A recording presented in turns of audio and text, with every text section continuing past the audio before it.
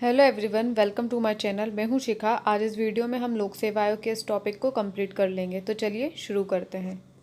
यहाँ पे हम बात करेंगे लोक सेवा आयोग के कार्यों की। ठीक है, तो फर्स्ट नंबर पे हम देखेंगे आयोग के कार्यों का उल्लेख अनुच्छेद 320 में किया गया है। आयोग के कार्यों का उल्लेख जो है वो अनुच्छेद 320 में किया गया है। ये एक संवैधानिक संस्था है। ये किस तरीके की संस्था है? ये एक संवैधानिक संस्था है, परंतु इसकी भूमिका सलाहकार निकाय जैसी है। ये एक संवैधानिक संस्था है, परंतु इसकी भूमिका कैसी है? सलाहकार निकाय जैसी है। फिर हम दूसरा पॉइंट देखेंगे।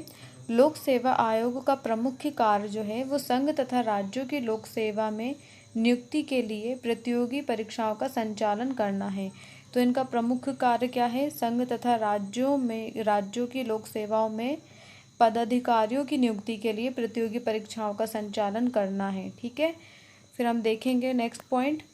अनुच्छेद 320 के अनुसार लोक सेवा आयोग किसी विषय पर राष्ट्रपति या राज्यपाल को परामर्श दे सकता है।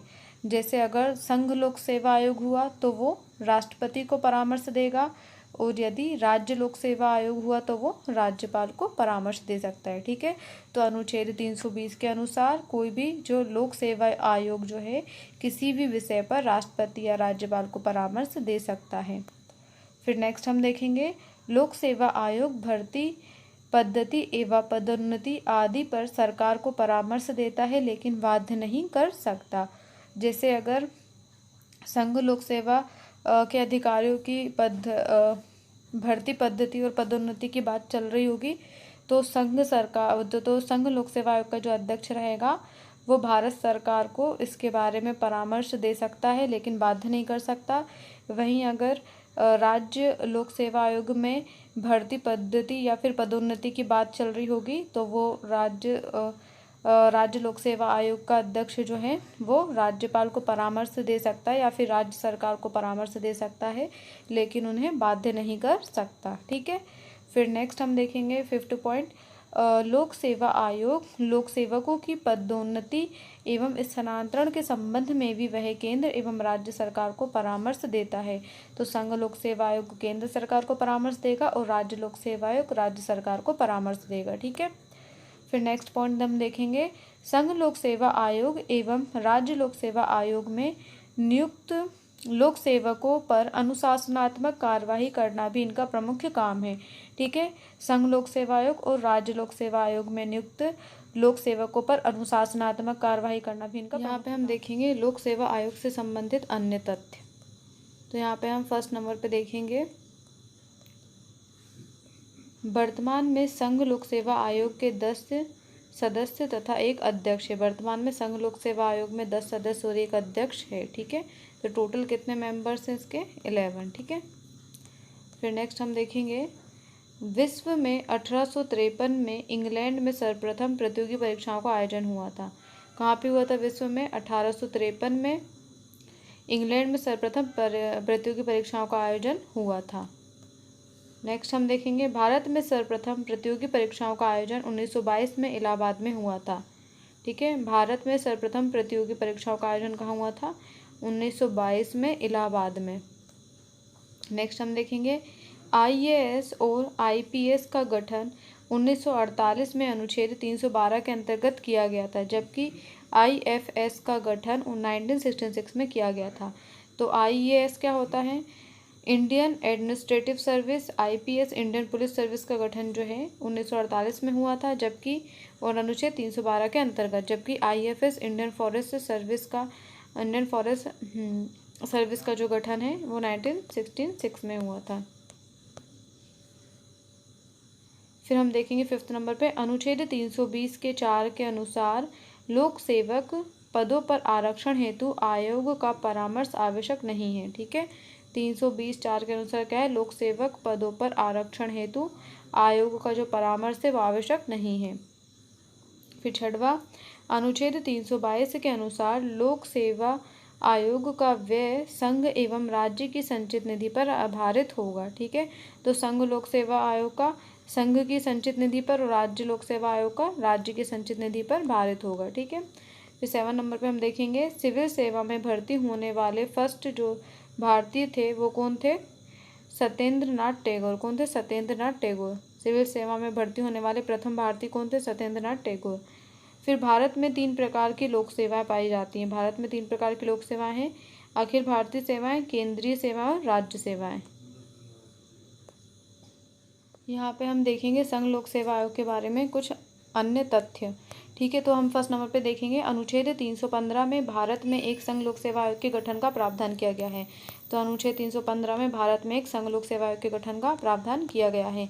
फिर नेक्स्ट हम देखेंगे संघ लोक सेवा आयोग का मुख्यालय जो है वो कहाँ है? नई दिल्ली में। संघ लोक सेवा आयोग का मुख्यालय कहाँ मिलेगा? नई दिल्ली में। संघ लोक सेवा आयोग के वर्तमान अध्यक्ष जो हैं वो अरविंद सक्सेना तथा वर्तमान सचिव कौन है? वसुधा मिश्रा। फिर देखेंगे हम नेक्स्ट आयोग के सदस्य राष्ट्रपति द्वारा नियुक्त होते हैं। ठीक है, और इसके जो आधे सदस्य हैं वो लोक सेवा के कार्यरत या अवकाश प्राप्त सदस्य होते हैं जिन्हें 10 वर्षों का अनुभव होता है। ठीक है, इसके आधे सदस्य लोक सेवा के कार्यरत या अवकाश प्राप्त सदस्य होते हैं जिन्हें कम से कम 10 वर्षों का अनुभव होता है। इनका कार्यकाल 6 वर्ष या 65 वर्ष की आयु जो भी पहले हो होता है, या तो 6 वर्ष की आयु होगी या फिर 65 वर्ष की आयु ये कंप्लीट कर लें। फिर देखेंगे हम यह अपना त्यागपत्र राष्ट्रपति को दे सकते हैं। राष्ट्रपति ने पद की अवमानना या अवैध कार्यों में लिप्त होने के लिए बर्खास्त कर सकता है। तो यह अपना त्यागपत्र किसको देते हैं? राष्ट्रपति को देते हैं। और राष्ट्रपति कदाचार, अक्षमता, मानसिक बीमारी के आधार पर उच्चतम न्यायालय में जांच सिद्ध होने की स्थिति में इन्हें पद से हटा सकता है। ठीक है, या बर्खास्त कर सकता है। फिर क्या यहाँ पे देखेंगे हम कि लोक सेवा आयोग के अध्यक्ष तथा सदस्यों को उच्चतम न्यायालय द्वारा आरोप सिद्ध कर हटाए जाने की प्रक्रिया का उल्लेख अनुच्छेद 145 में किया गया है। फिर नेक्स्ट हम देखेंगे संघ लोक सेवा आयोग के कर्मचारी तथा अध्यक्षों की सेवा शर्तों का निर्धारण राष्ट्रपति द्वारा किया जाता है। सेवा शर्तों का निर्धारण कौन करता है? राष्ट्रपति करता है, और राज्य की राज्यपाल करता है। ठीक है, फिर संघ लोक सेवा आयोग के अध्यक्ष तथा सदस्यों का वेतन भारत की संचित निधि द्वारा तय होता है, जबकि राज्य में अध्यक्ष तथा सदस्यों का वेतन जो है वो राज्य की संचित निधि से तय होता है। ठीक है, तय होता है। यहाँ पे हम बात करेंगे मध्य प्रदेश लोक सेवा आयोग की। तो हम यहाँ पे देखेंगे यह भारत के संविधान द्वारा स्थापित एक संवैधानिक निकाय है। ये भारत के संविधान द्वारा स्थापित एक संवैधानिक निकाय है जो मध्य प्रदेश सरकार के लोक सेवकों के पदाधिकारियों की नियुक्ति के लिए परीक्षाओं का संचालन करता है। जो मध्य प्रदेश सरकार के लोक सेवकों के पदाधिकारियों की नियुक्ति के लिए परीक्षाओं का संचालन करता है।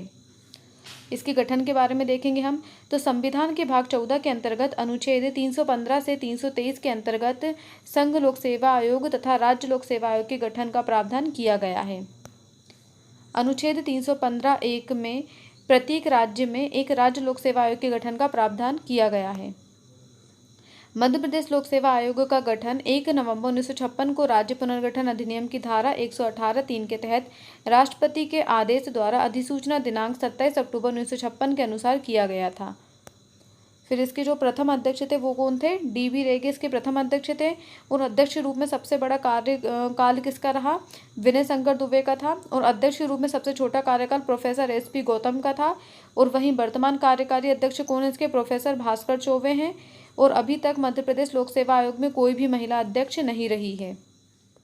यहाँ पे हम देखेंगे फर्स्ट पॉइंट मध्य प्रदेश लोक सेवा आयोग के अंतर्गत। तो मध्य प्रदेश लोक सेवा आयोग का मुख्यालय कहाँ पर है? इसका मुख्यालय इंदौर में है। मध्य प्रदेश लोक सेवा आयोग में एक अध्यक्ष तथा कुछ अन्य सदस्य होते हैं। ठीक है, मध्य प्रदेश लोक सेवा आयोग में एक अध्यक्ष और कुछ अन्य सदस्य होते हैं।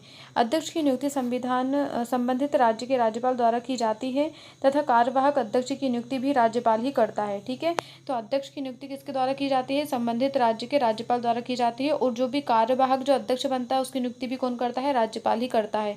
और इनको हटाने का अधिकार किसको है? राष्ट्रपति को। ठीक है, फिर संविधान में सदस्यों की संख्या का उल्लेख नहीं है, यह राज्यपाल की इच्छा पर छोड़ दिया गया है। संविधान में जो है सदस्यों की संख्या का अपन ने लिखा है यहाँ पे कुछ अन्य सदस्य होते हैं। ठीक है, तो अपन यहाँ पे क्या इनकी सदस्यों की संख्या का कोई उल्लेख नहीं है संविधान में।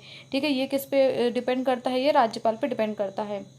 फिर तीसरे नंबर पे हम देखेंगे इनकी योग्यता निर्धारित नहीं है। विशेषतः जिन व्यक्तियों को 10 वर्ष का कार्य अनुभव होता है उन्हें ही अध्यक्ष के पद पर नियुक्त किया जाता है।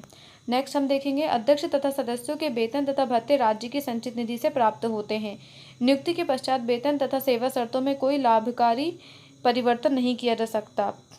कोई अलाभकारी, सॉरी यहाँ पे अलाभकारी आना था। ठीक है, आप सुधार लेना, यहाँ पे लिख लेना आप, अलाभकारी परिवर्तन नहीं किया सकता। मतलब इनके वेतन भत्ते तो बढ़ाए जा सकते हैं लेकिन कोई कम नहीं किए जा सकते। ठीक है, तो नियुक्ति के पश्चात वेतन तथा सेवा शर्तों में कोई अलाभकारी परिवर्तन नहीं किया जा सकता। नेक्स्ट हम देखेंगे इनकी सेवा शर्तों का निर्धारण राज्यपाल द्वारा किया जाता है। इनकी सेवा शर्तों का निर्धारण राज्यपाल द्वारा किया जाता है।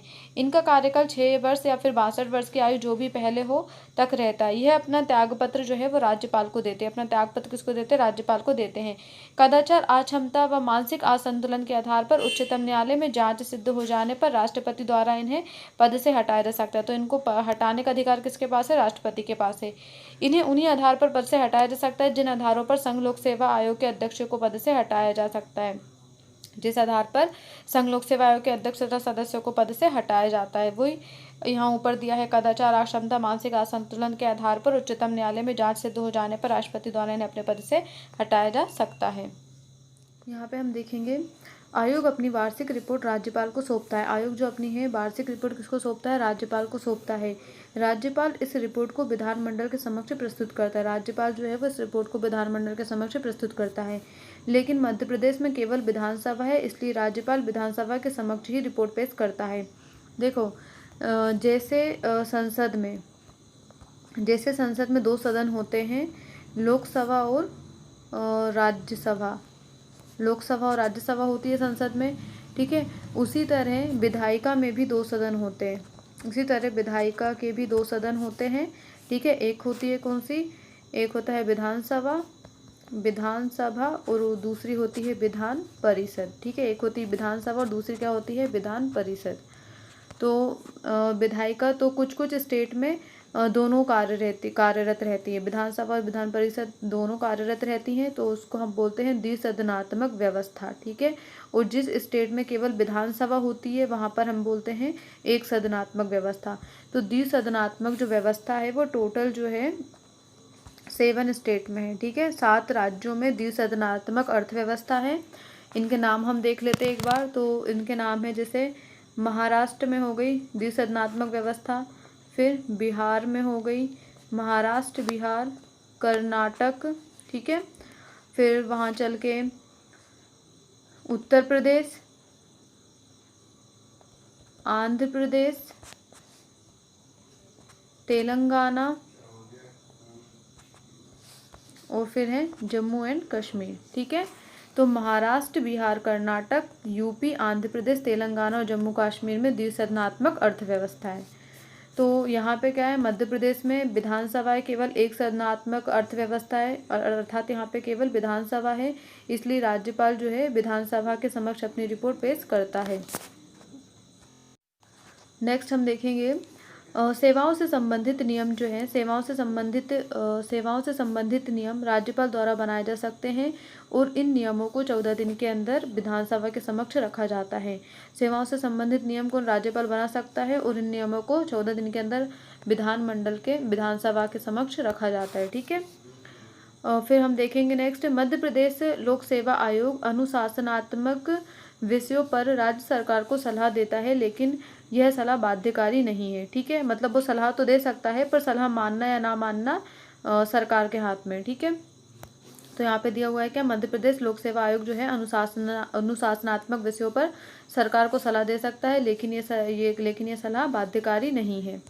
फिर नेक्स्ट हम देखेंगे जिला न्यायाधीश के अलावा न्यायिक सेवा में भर्ती करने हेतु नियम बनाने के लिए राज्यपाल राज्य लोक सेवा आयोग तथा उच्च न्यायालय से संपर्क करता है, ठीक है। तो जिला न्यायाधीश के अलावा न्यायिक सेवा में भर्ती करने के लिए नियम बनाने के लिए राज्यपाल राज्य लोक सेवा आयोग तथा उच्च न्यायालय से संपर्क करता है।